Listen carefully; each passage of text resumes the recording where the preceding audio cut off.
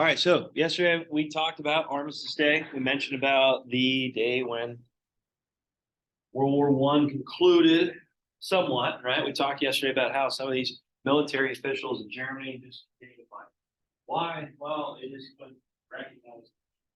So today I just want to review a little bit about that today. Moving on, talking about the Treaty of Versailles and what penalties will be placed on Germany, and ultimately how that's going to be a cause to World War II. All right, so give us some time. We're on the bell ringer. Should have 4 after today, so I'll come around and check that after a couple minutes.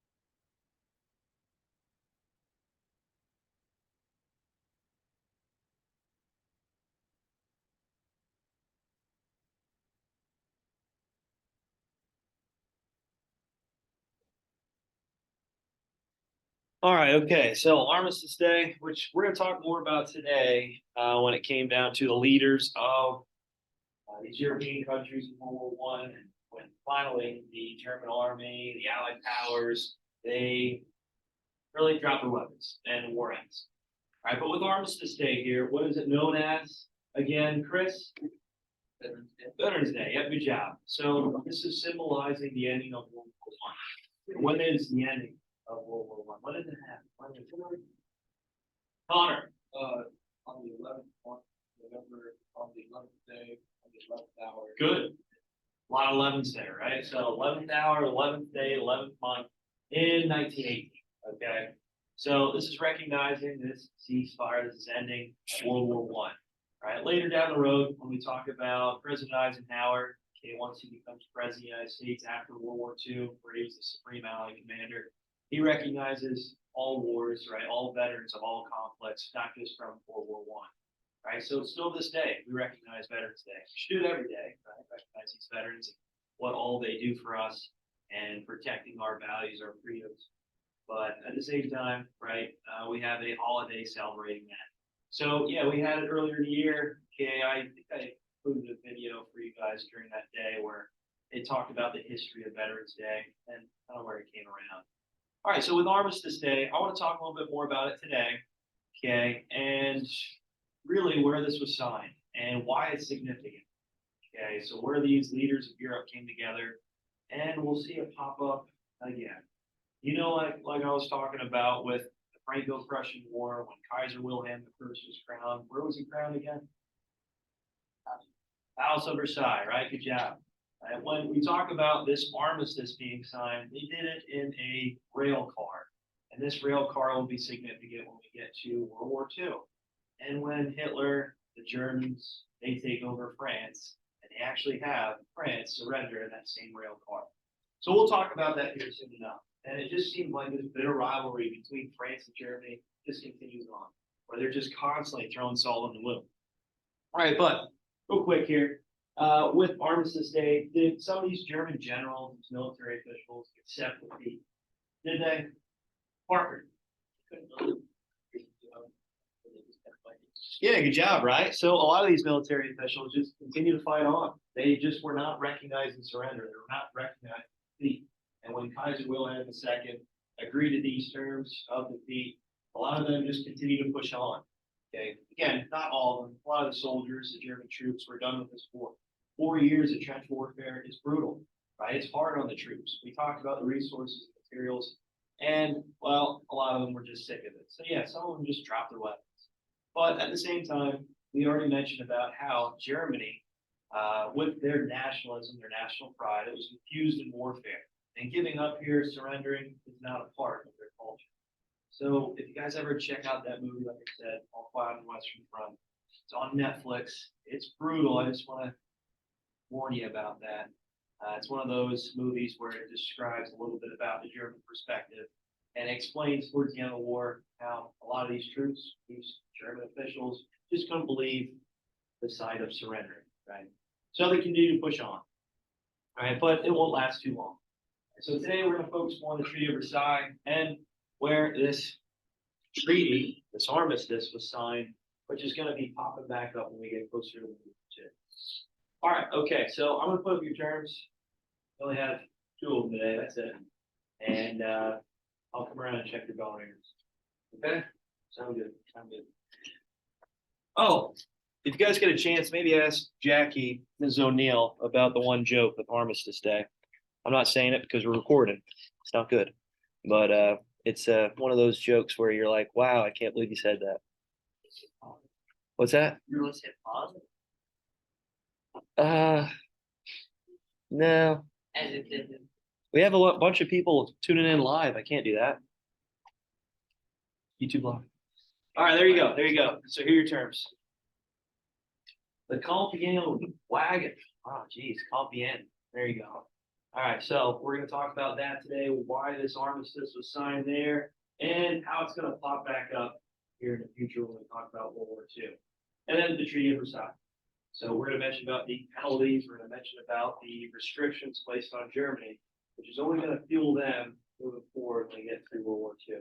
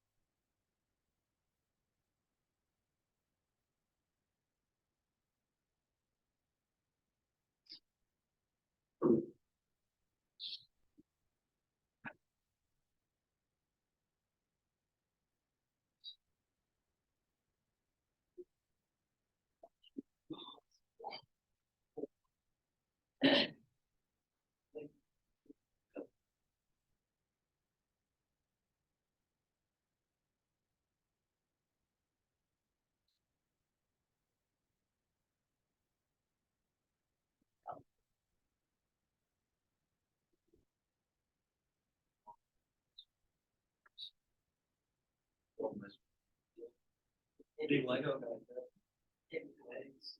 Should make a Lego Rubik's Cube. Those exist. Oh, yeah.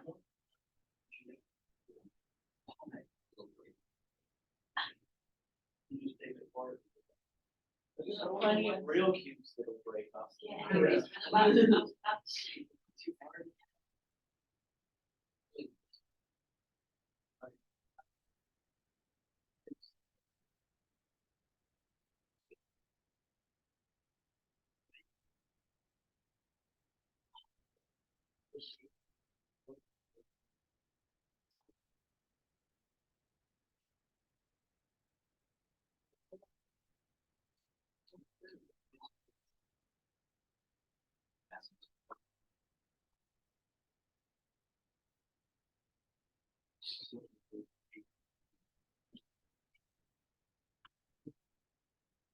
Say boot day, I forgot.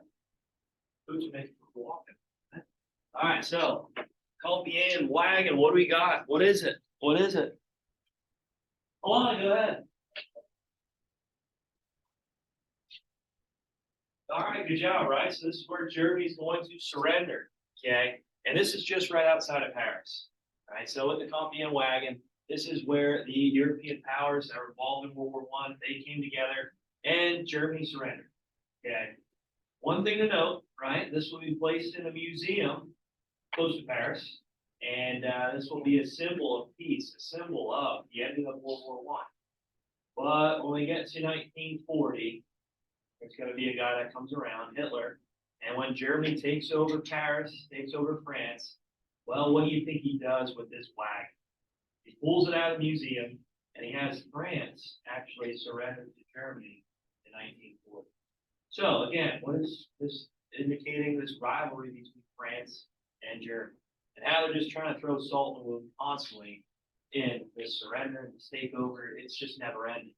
All right, so with that Wagon here, we'll talk about it a little bit more when we get closer to World War II, and just really showing how this conflict with World War I and World War II, there's many historians that describe it as, well, it just never ended.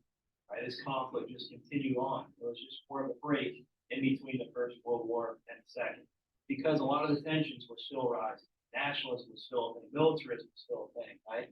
And a lot of these tensions, these bitter rivalries between the countries continued on. So that wagon is important. I'll show you a picture of today, presentation. So it doesn't last too long now. As World War II was coming to a close, the Germans actually melted it down, destroyed it, so that they could utilize it for ammunition. So they made a replica of it though, and they just have that in the museum now, symbolizing the end of World War I. But that's something to note, something to talk about, and it's just interesting how it shows this bitter rivalry between the two powers. All right, the Treaty of Versailles, what do we have here? Go ahead, Chris. It's the treaty that made Germany pay for a bunch of the expenses of the war. Yeah, good job, right? So with the Treaty of Versailles, there's going to be a lot of penalties, which we're going to mention today, we're going to talk about today, that Germany's going to have to face. And this is only going to heat up tensions with Germany and the Allied powers. All right, so this treaty was signed, obviously, in the Palace of Versailles. Here we are getting back to it. We talked about this palace quite a bit already. And yeah, it was in a hallway of mirrors. So you'll see a picture here. You'll see when you read about it. I'm sure you saw it already with the terms where this was signed and how it was signed. In all reality, it was the Allied powers just trying to stick it to Germany, making sure that they never rise to power again. But we all know they did. Right, so it just goes to show that this treaty was more of a failure than it was trying to bring on peace, try to prevent war. Well, it was one of the leading causes, if not the leading cause, to World War II. All right, so moving on. Everybody follow along here.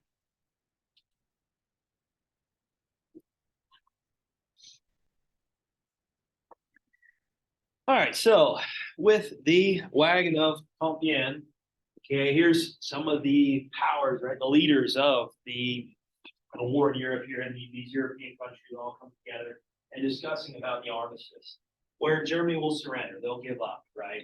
And again, this happened November 11th. We talked about Armistice Day already. We mentioned about how now it's known as Veterans Day, and we celebrate it every year. Again, we should celebrate our veterans every day, but this is designed for that day and symbolizing the end of World War I. Okay, again, this wagon, this rail car will pop up again as Hitler's going to try to do his best to really stick it to the Allied powers, especially France, as he's going to have them surrender in 1940 in the same rail car. So, again, symbolizing that bitter rivalry. All right, so we talked about the Great War here, ending the results of the war. I think I showed you this slide already, right? No? Yeah, I think I did. All right, so anyway, it's just really showing and expressing about how many millions of people died in this conflict and how this war has really never been seen at this type of scale before. Right? Yeah, we mentioned about the 7 Years' War, the French and Indian War, how that was considered a global conflict, but nothing to the size of World War One. Right? So as there's fighting done in Asia, there's fighting done in the Middle East, Africa, and even Europe, right? This conflict was really bringing in all the countries, their territories together. Our last chapter, we talked about imperialism. We mentioned about how all these territories were all kind of linked to their mother country. And a lot of these people that were living in these territories under the crown, let's say of Great Britain, of Germany, whatever it might be, they're all getting thrown into the fight, even though they might not even know the reasons for it, even though they might not even be able to speak a lot of the same languages as these people, they're into the conflict.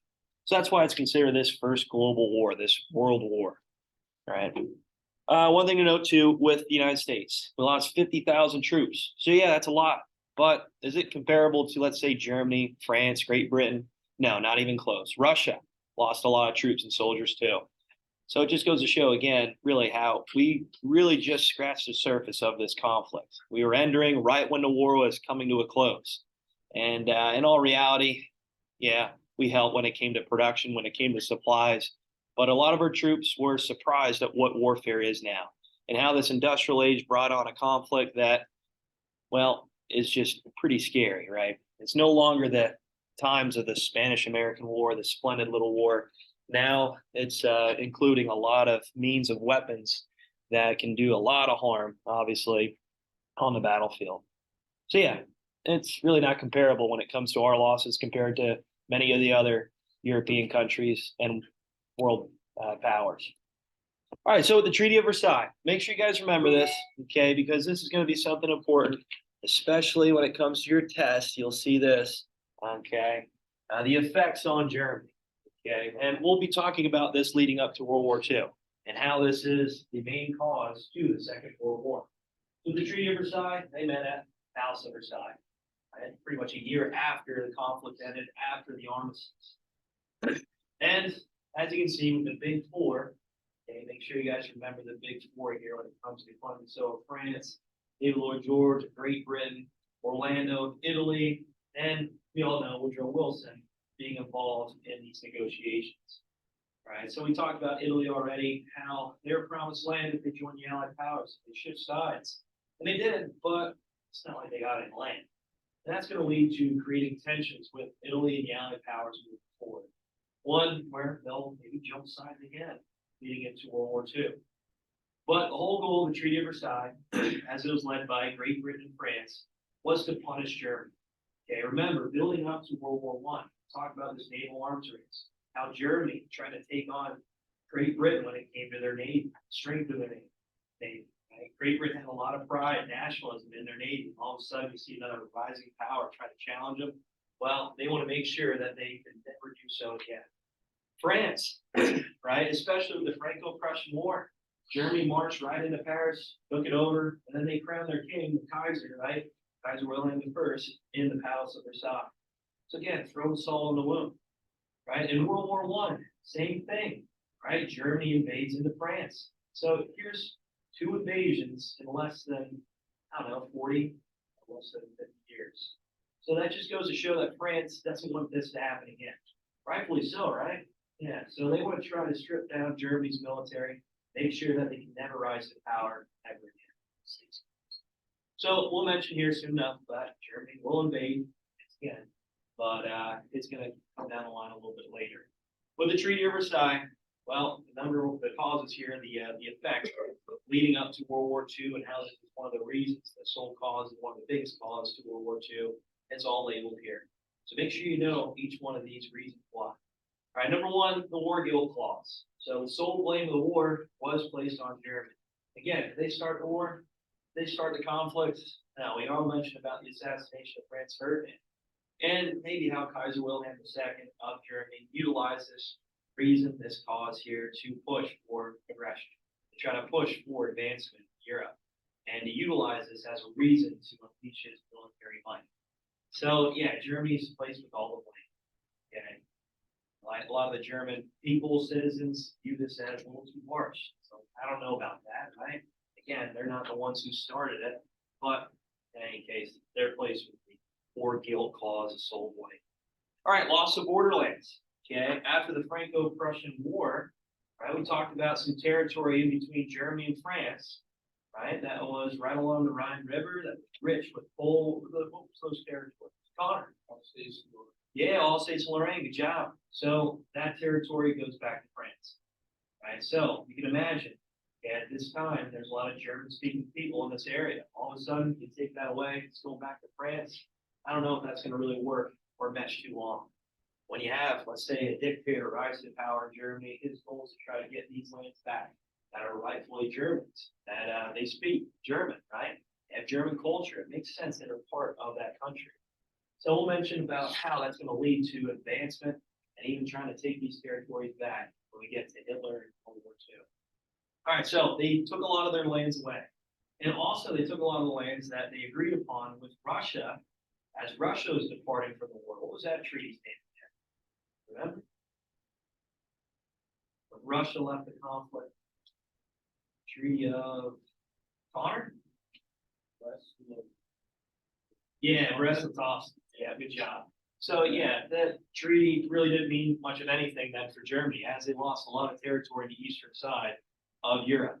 Okay, so yeah, it didn't really help them out whatsoever signing that with Russia. The Allied powers just took it away from them and created different countries like Czechoslovakia, like Poland, right?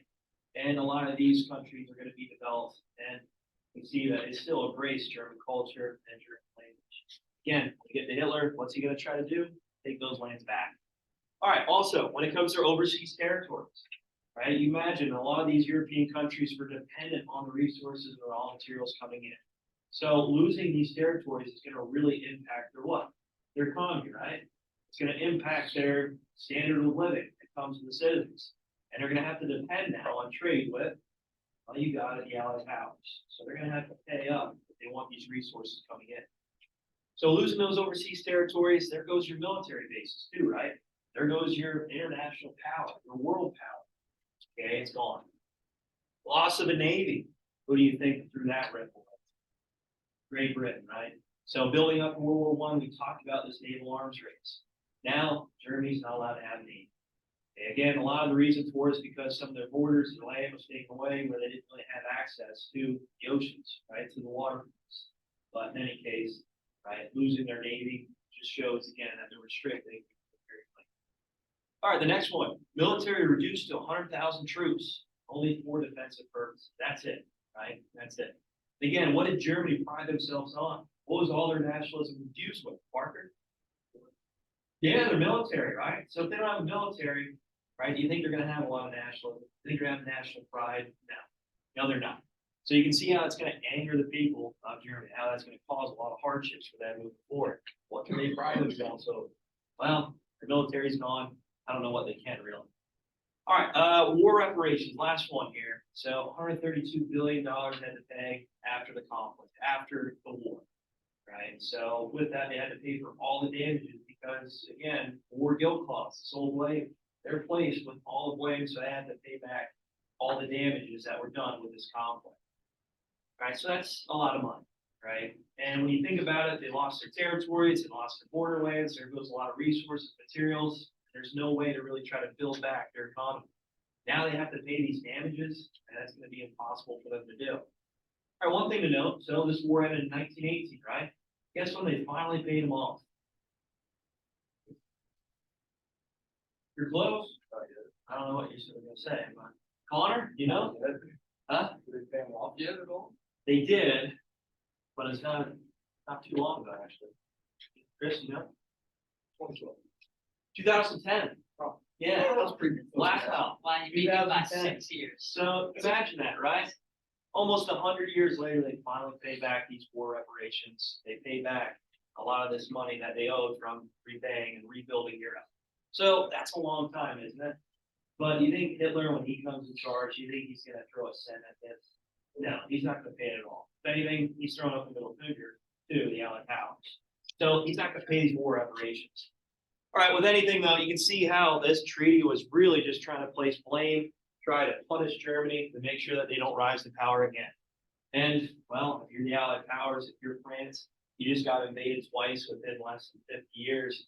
If you're Great Britain, you see this rising world power, you don't want to see them rise to power again. You don't want to see them with the military to challenge the world ever again. So in a way, I guess you can see it's justified, but in many cases, if they didn't go this far, if they didn't go this extent, the Allied powers, chances are we wouldn't have seen a World War II.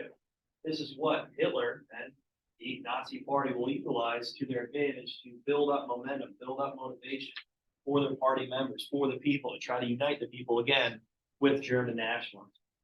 All right, so is there any questions here? The Treaty of Versailles, Connor? So like, did Austria-Hungary even help Germany with paying any of it all? No, Like, they got they're the their- whole reason they were in the whole war. country, I know, right? Like they just kind of say, oh, well, that's your problem. Now, good luck. Yeah, like Wyatt was saying, a lot of their country did get broken up. There's a lot of these I was other gonna say the Ottoman Empire, they could have lived through. Chris? Didn't America like give Germany a huge guns, it's just gonna come right back to America? We're gonna talk about that. Yeah, the Dawes plan. Yeah, the Dawes plan. Now that's gonna aim to be building up Germany, building up Europe. And well, it ends when we go through or what?